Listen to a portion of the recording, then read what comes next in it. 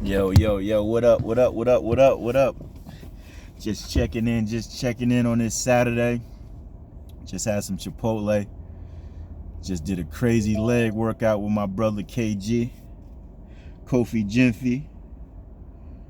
Big shout out to the Lion Pride movement. Make sure you go cop his merch. He going crazy. He got an exciting relaunch about to happen. Make sure y'all connect with my brother and buy up everything. Go crazy. Something new that I'm gonna start doing is that I'm starting the Trav book reviews. So the first book review that I'm going to do, so I'm gonna go chapter by chapter. Every week I'm gonna go chapter by chapter and give the highlights of the chapter. And the book for this month is Rick Ross's book. Big shout out to Rick Ross, the whole MMG. Meek Mill got a new project out. Make sure y'all go grab that. The book is called The Perfect Day to Boss Up. So for this month, that's gonna be the book that we working from. And so chapter one was a solid chapter, I gotta say. Chapter 1 was called Chapter 1, Determine Your Destination. And he starts the chapter talking about the house he owns in Fayetteville, Georgia, which was Evander Holyfield's old house. And he talks about the house is magnificent. It's 235 acres. Ross dubbed it the Promised Land. It's incredible. If you're ever in Atlanta, in the area, like to walk past that thing is like one of the main attractions in Atlanta. But let's focus back to the chapter. One of the first thing that I thought was very interesting was that Ross, he talks about the importance of having more assets than liabilities. Once again, he talks about having more assets than liabilities. And he talks about how when the pandemic hit, how it obliterated the music industry. It obliterated paid shows, festivals, concert. When the pandemic hit, everything went out of business. So he talked about the importance of having multiple streams of income and not putting all your eggs in one basket. The reason why, because if you're an artist and your only sole way to make money is on you doing paid shows, and with something like the pandemic hitting and all the shows stopping, you could be in really big trouble if you don't have any other ventures to maneuver in, because you kind of boxed yourself in to an extent. You box yourself in because you're relying on one source. You know what I'm saying? You're relying on one source. And Ross then goes on to talk about how him owning multiple Wingstop franchises, how him being invested in his own beard grooming company, him being investing in other business ventures and projects, how that helped him not only stay afloat, but elevate his economics in the midst of the pandemic. And again, the house is 235 acres. It's like, that's huge. That's huge.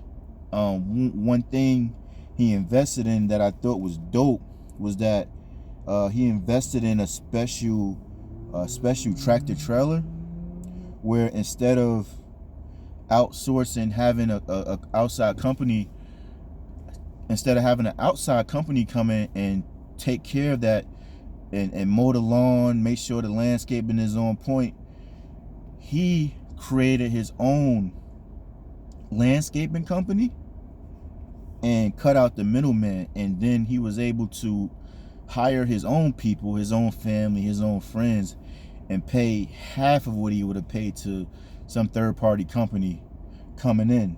And based upon doing that, he was able to lower his liabilities, his expenses, his monthly expenses. When he took over the home, Evander Holyfield owed a landscaping company $500,000 for landscaping services rendered. So upon losing the home and it being foreclosed on, he also owed a landscaping company $500,000, $500K. That's a lot. That's a lot of money. You know what I'm saying? That's a lot of money.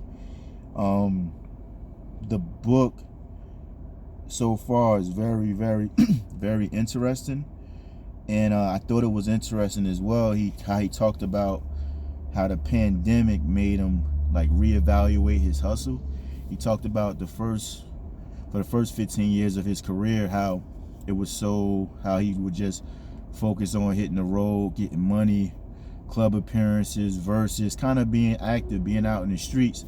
But with the pandemic hitting, he now had a time to reset. And then he talks about the downside of sometimes having tunnel vision. And he talked about how sometimes when you're so laser focused, you lose connection with your loved ones, you lose connection with your family, with your friends, and you kind of isolate yourself. You know what I mean? You isolate yourself. And he talked about the importance of having balance. And from personal experience, I can say that balance is extremely, extremely important. It's the yin and the yang. It's important to have balance in life, because when you don't have balance, it can cause you to lose touch with yourself, lose touch with the people around you, lose touch with your loved ones. So make sure that no matter what, you taking the time to really to pause and reset. You know what I mean? And to be patient with yourself. Make sure you do that. I'm gonna end again. This is the first official book review that I'm doing, and I'm gonna do this every month on a new book. So the book of the month this month is Rick Ross, The Perfect Day to Boss Up, and I'm gonna be outlining and talking about the highlights in every chapter and some takeaways, and things that the knowledge we can take to apply to our lives, so that we get on the path to building up $100 million empires. You feel me? So that's what we on. And I'm gonna close out the first review with I thought a very compelling quote.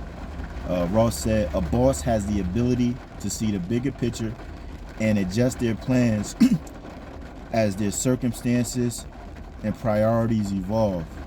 Once again, a boss has the ability to see the bigger picture and adjust their plans as their circumstances and priorities evolve. I thought that was super dope.